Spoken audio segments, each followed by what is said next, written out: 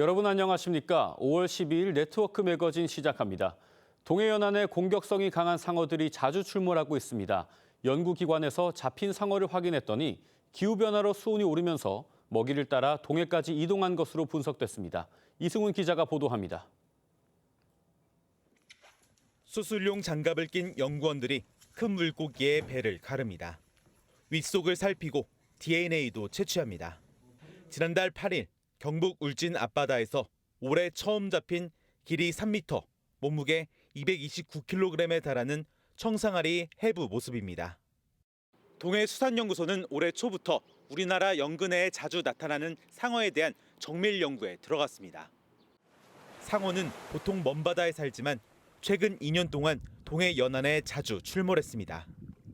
2021년 한 마리던 혼의 건수는 지난해 44마리로 급증했습니다.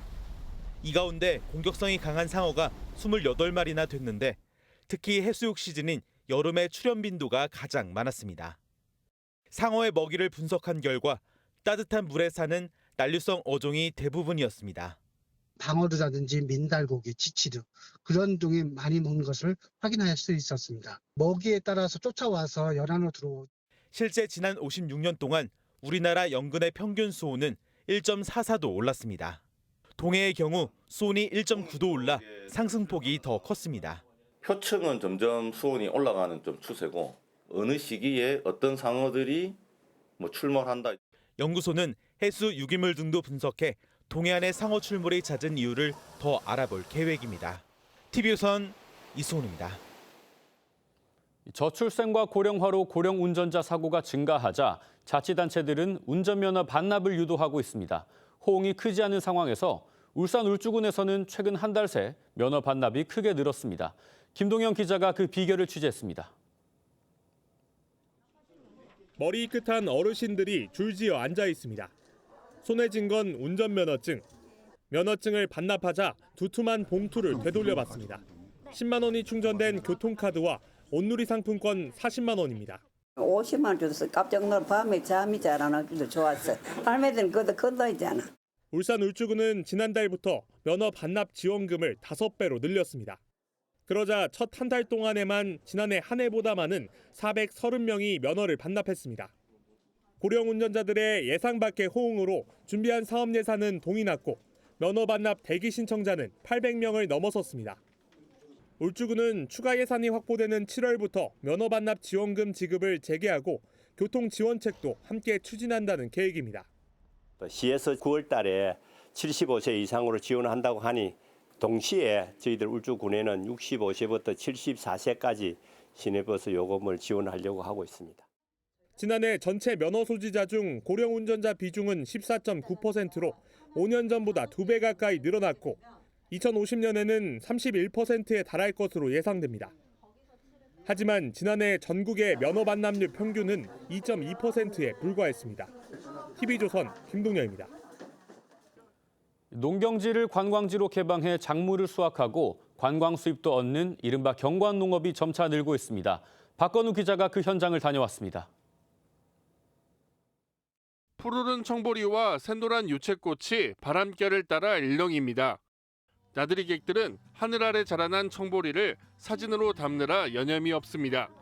여기 또 돌아다니면서 사진 찍고 하니까 마치 관식이랑 애순이가 된 느낌으로 즐겁게 하루 보낼 수 있었습니다.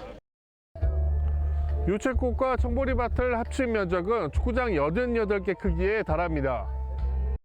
해마다 40만 명이 넘는 관광객이 찾기 때문에 농장주는 밭 관리에 더 신경이 쓰입니다. 보리랑 유채가 겨울을 날 동안 이런 비료 관리나 이런 것들을 잘 해야 되고요. 잡초 관리도 해야 되고요. 얼마 전까지 노란 꽃이 가득하던 유채밭은 사라지고 누런 흙밭만 남았습니다. 경관 농업용 유채밭을 갈아엎고 메밀 파종을 준비하는 겁니다. 매상이 한 2~3배 정도 올라온 걸로 알고 있습니다. 차 주차할 데가 없고 가게에도 기다렸다가 식사하고 가거든요. 농민들도 바닷바람에 작황이 좋지 않던 쌀 농사보단 50% 정도 수입이 올랐습니다.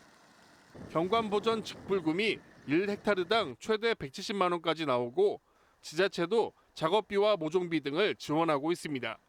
수익을 높이기 위해서 단순 가공 사업을 하고 있습니다. 뭐 보리나 메밀 같은 걸 그런 데서 수익을 올리고 있다.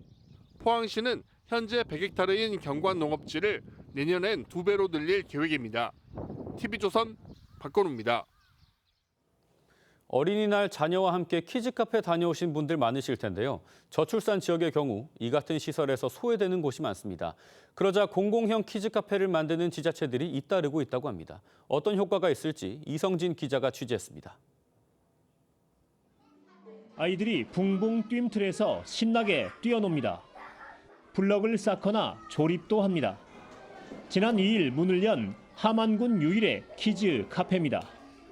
저출산 지역에서 민간이 운영하는 곳이 없다 보니 자치단체가 나서서 만들었습니다. 창원, 마산 이렇게 진주 나가면은 사설 키즈 카페는 비용도 많이 들고 하잖아요. 근데 여기는 가격도 저렴하고. 전통시장에 공공형 키즈 카페를 만든 곳도 있습니다.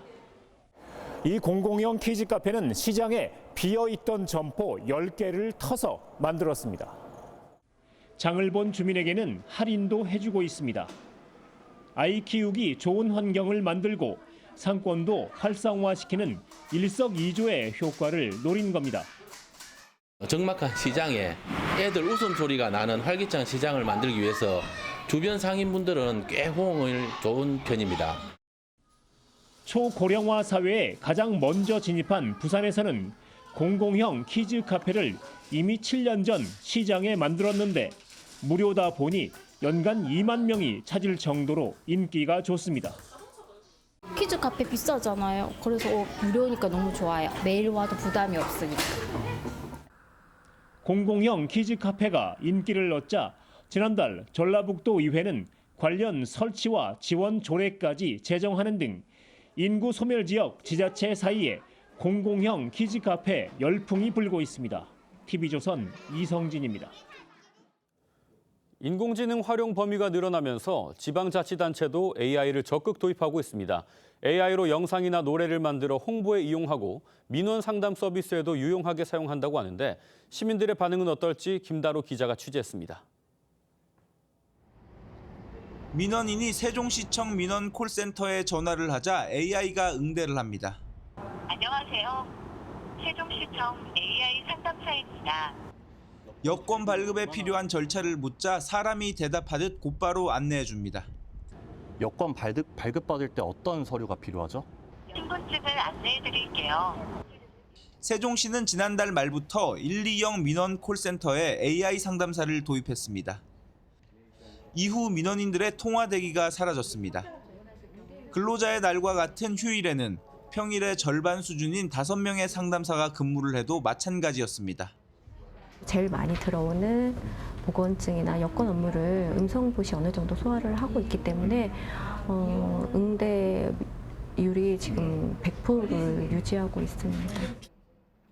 상담은 24시간 언제든 가능해졌습니다. 시민들은 만족스럽다는 반응입니다. 민원인들이 많으면은 또 한창 막 대기 시간이 오래 걸리고 막 그랬는데 사람하고 대화하듯이 정보를 얻을 수 있어서 그 부분이 정말로 편리했습니다.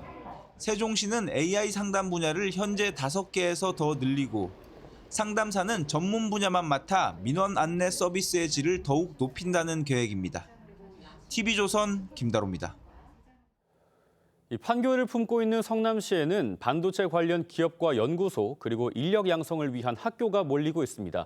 최근에는 과학고 유치에도 성공을 했습니다. 신상진 성남시장 모시고 자세한 이야기 들어보겠습니다. 시장님 안녕하세요. 네, 안녕하세요. 네. 이 성남시 하면 첨단 산업들이 모인 판교가 저는 가장 먼저 떠오릅니다. 이 4차 산업 특별도시에 대한 계획도 시장님께서 밝혀주셨는데 그 내용을 좀 설명해 주시겠어요?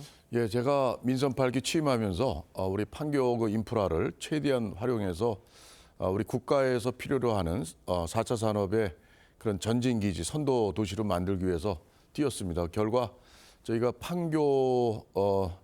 판교의 판교동에 카이스트 AI 연구원을 유치해서 이번 연말부터 이제 착공을 해서 8층짜리 AI 연구원이 이제 들어오게 됩니다. 그리고 또 서강대학교, 성균관대학교, 또 AI 캠퍼스 이런 것들이 들어오게 되고요. 그리고 또 우리 판교에는 기본적으로 1, 2판교 합쳐서 한 8만 명의 이제 직원들이 70% 가까이 IT, BT 산업들이 집중돼 있고 또 팹리스 그러니까 반도체 설계 회사들이 전국의 한 40% 이상이 우리 판교에 집중돼 있습니다. 네. 그래서 이러한 기업의 첨단 기업의 인프라를 활용해서 산학 연관의 그런 발전적인 상생하는 그런 우리 명실상부한 우리 대한민국 나아가서는 아시아 실리콘밸리로 만드는데 저희가 집중하고 있는 상황입니다. 그런데 이 판교 외에도 클러스터 추진이 곳곳에서 이루어지고 있지 않습니까? 예, 예. 저희가 궁금한 게 또 오리 역세권의 제4 테크노밸리가 추진된다고 하는데 예. 그 상황은 지금 좀 어떻습니까? 그렇습니다. 오리역이 이제 용인과 경계선인데 거기가 굉장히 역세권이 좋습니다. 그래서 네. 그 농협 땅이 한 2만여 평이 있고 또 주변 부지들이 저희 시 부지들이 많이 있습니다. 그래서 그것을 통틀어서 판교의 신화를 다시 오리 역세권에 살려서 우리가 성남이 판교 또 복종동 그러니까 위례 성남 위례 지역에 포스코 홀딩스가 이제 유치가 됐습니다. 그래서 17,000평에 4,000명의 연구 인력들이 들어오게 되고 네. 또 앞으로 이제 그러니까 그쪽과 우리 또 야탑 테크노밸리 또 상대원 하이테크밸리 또 오리 역세권 판교 테크노밸리에서 이 다이아몬드형으로 우리가 이제 첨단 산업이 하나의 벨트를 구성하게 되는데 지금 오리 역세권의 그 첨단 기업, 거기 주택 이런 거보다는 이제 첨단 기업들, 연구소들 위주로 이제 조성을 하려고 합니다. 그래서 국토부에 저희가 서로 협의를 해서 지금 그 화이트 존, 그러니까 여러 가지 규제가 없는 네. 그런 지역으로 지금 같이 국토부 협의하면서 추진하고 있고요. 또 복종동의 그 성남 위례 쪽에는 포스코홀딩스가 한 10년간 한 16조 원의 그 경제 유발 효과가 기대되는 아주 좋은 그 결과가 지금 있습니다. 이 클러스터가 곳곳에 마련되면 거기서 일할 인재가 어디서 수급이 되냐 그것도 굉장히 중요할 텐데 예. 성남시에서는 이 과학고 유치 등 인재 양성에도 상당히 공을 들이는 모습이더라고요. 그렇습니다. 예. 그러면서 떠오른 키워드가 성남형 과학고라고 하는데 네. 그게 뭔지 좀 궁금합니다. 예, 저희가 이번에 경기도 교육청에서 공모를 해가지고 12개 지자체가 신청을 했는데 4개가 됐는데 저희는 그중에 이제 IT 분야의 과학고가 유치되게 됐습니다. 네. 그래서 27년 2월에 개교를 하게 됩니다. 분당 중앙고를 이제 전환해서 과학고로 만드는 지금 작업에 들어가고 있고요. 그래서 또 저희는 이제 대학들도 아까 말씀드렸다시피 서강대, 성균관대, 카이스트 또 앞으로 저희가 카네기 멜론대라고 AI 세계 최고 대학인데 거기하고도 작년에 MOU를 맺어서 카네기 멜론 ETC 캠퍼스가 유치되는데 지금 서로 노력하고 있는 상황입니다. 이 프로야구 인기가 점점 좀 높아지고 있지 않습니까? 네. 이 성남시에서도 리모델링을 통해서 야구 전용 구장을 조성할 계획이다. 이런 계획을 좀 밝히셨습니다. 예, 그렇습니다. 저희가 성남동에 종합운동장이 30년 된 게 있습니다. 네. 좀 낡고 또 이용률도 굉장히 낮고 그래서 그것을 한국야구위원회 KBO하고 저희가 MOU를 작년에 맺고 그것을 리모델링해서 27년부터 1군 야구 경기 또 올스타전이라든가 국가대표 야구전을 열기로 KBO와 MOU를 했습니다. 그래서 네. 현재 한 18,000석 되는 그 관중석을 2만 석 이상으로 저희가 현재 리모델링 해서 28년도부터는 우리 성남 시민 여러분들이 좋은 야구 경기를 우리 성남에서 관람할 수 있게 되겠습니다. 그 외에 이제 시민들 여가 시설도 좀 대폭 확충하신다고 하는데 네. 분당 율동공원에도 뭐 캠핑장이나 책 읽는 광장 이런 계획들도 네. 좀 밝히신 것 같은데 그 얘기도 좀 해주시죠. 예, 저희가 율동공원에 아주 참 좋은 공원입니다. 그곳에 오토 캠핑장을 96면 또 반려견과 함께하는 또 10면 정도의 오토 캠핑장도 마련하고 그래서 올해 6월 한 20일에 개장을 합니다. 네. 그래서 뭐 신청은 이제 여러 가지 전화 신청이나 등등 해서 이 시민들의 여가 선용에 굉장히 좋고요. 또 황토 맹발 황토길도 12곳에 이미 조성이 다 끝났고 또 우리 그 야탐역 광장이나 또 공원, 중앙공원, 율동공원, 또 탄천변, 뭐 남한산성 공원 이런데 책 읽는 광장 도서관. 그래서 이제 책 부스를 만들고 거기에 이제 빈백 편안한 의자들을 네. 놓고 이제 편안하게 이제 우리 지나가는 유모차 갖고 가는 엄마도 만화책을 또 어린이 동화를 아기들하고 볼 수 있는 그런 이제 책을 도서관을 가서만 보는 게 아니라 우리 길 가다가도 시간이 좀 남으면 책 볼 수 있는 그런 아주 힐링의 도시 또 문화, 독서의 도시로 또 만들려고 조성하고 있습니다. 이게 성남시 시정 활동을 보면 좀 시민들을 위한 배려가 좀 눈에 띄는데 다음 달이 또 보훈의 달이지 않습니까? 그렇습니다. 그런데 성남시가 직접 나서서 뭐 국가유공자나 참전용사에 대한 처우를 또 개선한다고요? 예, 저는 이제 국회의원 활동할 때부터 우리 참전유공자 또 국가유공자에 대한 예우가 정말 최고로 돼야 된다고 생각을 하고 있습니다. 선진국일수록 그렇습니다. 그래서 제가 시장으로서 시정에 반영을 하려고 그래서 참전 명예수당, 국가유공자의 참전 명예수당을 참전수당이라는 걸 처음 만들었습니다. 전국적으로 3만 원 월. 그리고 또 그동안 13만 원 했던 국가유공자 수당을 6월부터 20만 원으로 이제 대폭 상향해서 아마 경기도에서 최고일 겁니다. 그리고 또 현충탑이 과거에 태평동에 산자락에 이렇게 변두리에 있던 거를 우리 성남시청광장, 이 성남대로변에 많은 시민들이 볼 수 있는 곳에 현충탑을 이제 이전해서 올해 6월 6일부터는 현충일날 추념식을 이곳 광장에서 하기로 그렇게 하고 또 보훈의 길도 만들고요. 보훈길도. 그래서 이 시민들 또 자라나는 청소년들이 이 보훈 또 국가유공자에 대한 국가의식을 확실히 하는데 좀 기여하고자 그런 정책들을 펴고 있습니다. 4차 산업도시로 이 거듭날 성남시를 저희도 기대를 해보겠습니다. 신상진 성남시장님 말씀은 여기까지 듣겠습니다. 오늘 나와주셔서 감사합니다. 예, 감사합니다. 네, 순천향대 천안병원이 기존 병원 바로 옆에 15층 규모 병상 1,000개를 갖춘 새 병원을 개원했습니다. 새 병원은 최신 방사선 암 치료기와 하이브리드 수술실, 옥상 헬기장과 수술실을 바로 연결하는 엘리베이터 등을 갖췄습니다. 기존 병동은 의료진 연구와 환자 편의 공간으로 활용될 예정입니다. 오늘 네트워크 매거진은 여기서 마치겠습니다. 시청해주신 여러분 고맙습니다.